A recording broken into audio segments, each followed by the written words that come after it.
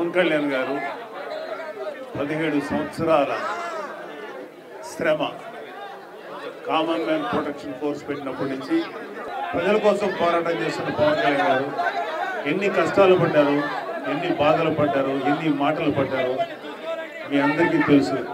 2019లో ఓడిపోయినా సరే కుంగిపోకుండా మళ్ళీ తిరిగి రాజకీయ రణక్షేత్రంలో ఆయన ముందుకెళ్లారు. పిఠాపురంలో నిలబడినందుకు మీరందరూ కూడా ఎంతో ప్రేమతో ఆయన ఓటేసి గెలిపించారు. మీ అందరికీ హృదయపూర్వకమైన థ్యాంక్స్. మనస్ఫూర్తిగా మీ అందరికీ ప్రేమగా థ్యాంక్స్. వైసీపీ వాళ్ళకి అది ఒక లగ్జరీ, జనసేనకి ఇది ఒక బాధ్యత, పదవి అనేది. ఇంతకుముందు నోటుకు వచ్చినట్టు మాట్లాడిన వాళ్ళు చాలామంది ఉన్నారు.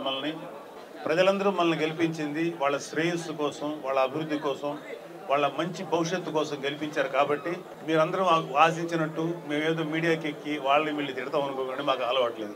ఆ చండాలపు కల్చర్ వాళ్ళకి తప్ప మాది కాదు. ఆయన మాకు పని చేయడానికి అవకాశం ఇచ్చారు, అదే మా సంతోషం.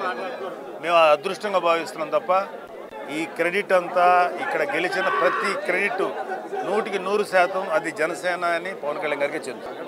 ఫస్ట్ రాజకీయాల్లో కావాల్సింది ఓర్పు. 17 సంవత్సరాలు ఆయన ఓర్పుగా నిరీక్షించాడు. అది కనుక అందరికీ ఉంటే ప్రతి వాళ్ళు గొప్పవాళ్ళు అవుతారు. సో జనసేన నమ్ముకున్న వాళ్ళు ఎవరికి అన్యాయం జరగదు.